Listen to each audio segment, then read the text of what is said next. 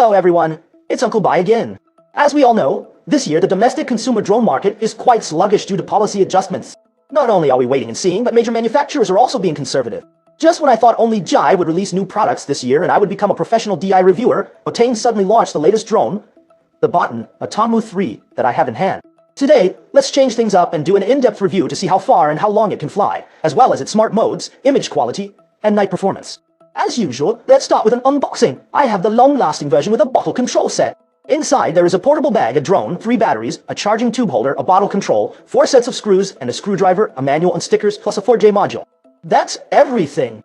The listed price is $4,299, but with subsidies, it's about $3,600. The basic version is much cheaper, around $1,800. I previously reviewed the 2 remote controllers in detail, so I won't repeat that here. The drone's gimbal is 2-stage. Although disassembly is a bit cumbersome, it accommodates the vertical gimbal function. The drone still uses the traditional folding method. At the top, there is a power switch. At the bottom, 2 infrared sensors and 1 downward sensor. The tail has a Type-C port and a TF card slot. Unfortunately, the battery indicator light is still white, making it almost impossible to see in bright light. The gimbal has air intake at the back with exhaust on the sides, bottom, and tail. The portable bag is the same as the ATOM R's model, which I quite like.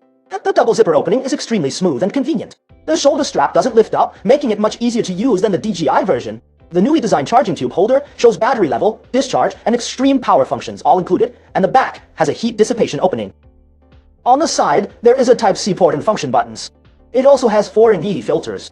The gimbal lens cover can be slid off to the side for removal, and the ND filter can be installed by sliding it in.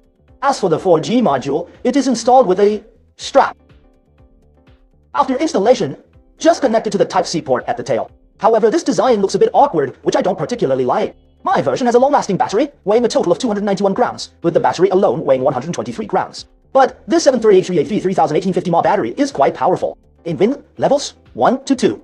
At a temperature of 20 degrees, taking off fully charged, it can hover until the battery drops to 15%, lasting over 36 minutes. Given that domestic 249-gram drones have no policy advantages anymore, I highly recommend this battery version. So how far can it fly without the battery holding it back? Taking off fully charged with a temperature of around 20 degrees and wind levels 1 to 2, we first ascend to a height of 50 meters, where the signal weakens, and then we ascend further. 1,000 meters, 2,000 meters, 3,000 meters.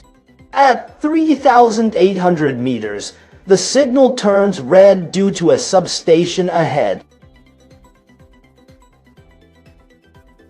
The connection dropped. After ascending, the image transmission recovered. At 4,000 meters, the image transmission froze, but it recovered as we ascended. At 4,700 meters with 76% battery remaining, it triggered an automatic return. Can so much battery really save the flight? Let's see how much battery is left when we return.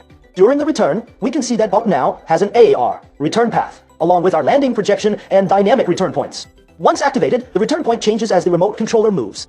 However, everyone should note that once the drone starts returning, the return point cannot be changed. There's not much to say about the return process. It landed with 50% battery remaining. While I understand this is for safety, the logic for triggering the return is a bit overly cautious. To gather extreme data for everyone's reference, I can only fly again. Before reaching 5,000 meters, it was basically the same as the previous flight, so I won't go into detail. 1,000 meters, 2,000 meters, 3,000 meters, 4,000 meters. At 5,000 meters, 75% battery remaining. I set off again automatically. I won't care about it, just keep flying. After that, the signal was down to 1 bar, red, nearing the limit. At 6,000 meters, it can still fly. With the signal red, it flew to 7,000 meters. The image transmission didn't freeze. Can it still fly? Still okay. Until 7,400 meters, the image transmission experienced severe lag. At 7,500 meters, the image transmission froze, but the connection didn't drop. It flew to 8,000 meters like this. The image transmission briefly recovered again, still no disconnection. Flying like this is pointless, let's release it. Finally landed with 16% battery remaining, still within a safe range. As for the anti-interference capability in urban areas, it has greatly improved. Finally, I don't have to deal with stuttering every few hundred meters anymore. Now, even with slight obstructions, it's completely fine. If the obstruction is significant, we can still use the 4G image transmission. When switching to 4G on the RC, there may occasionally be some lag, but fortunately, it's not always like this. As for charging time, I strongly recommend getting a charging tube holder because charging through the body is only about 12 U cheap. A battery with 10% remaining takes 176 minutes to fully charge, while using the charging tube holder is around 35 U, taking just 61 minutes to charge fully. Moreover, the charging tube holder can charge 3 batteries simultaneously with a maximum of about 65 U, fully charging 3 batteries with 10% remaining in 112 minutes.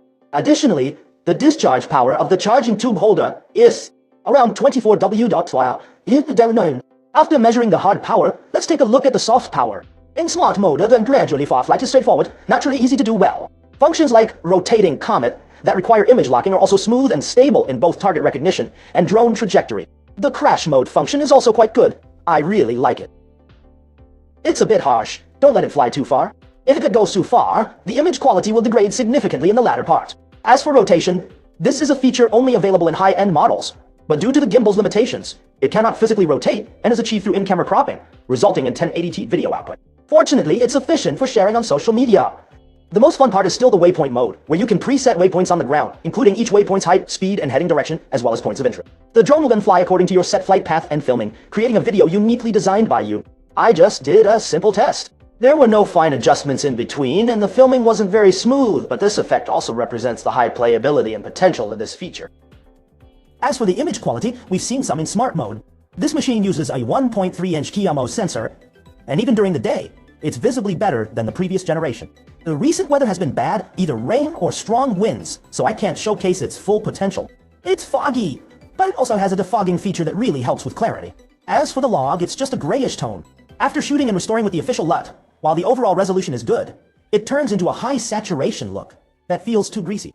I still prefer a direct color style, so please revert it. As for night scenes, the improvement is significant. When shooting individual buildings up close, the bright areas are bright and the dark areas are dark, with highlights well controlled. The image quality is very clear and the effect is excellent. At a distance, mid-range shots are completely fine, but if you go further, the highlight control starts to fall short. So, the old issue remains. When shooting distant scenes and large landscapes, highlights still stand out too much. To summarize, Botan entered the consumer drone market through agents just a few years ago. With high-cost performance, stable flight control, and some unique app features, it has gained many users. In the entry-level market, it competes well with DJI. The current ATOM 3 has made significant improvements in endurance and transmission, which is quite surprising. I also hope Botan can continue to push forward and provide better options beyond DJI. If you find my video helpful, don't forget to like, share, and save. No crashes! See you next time!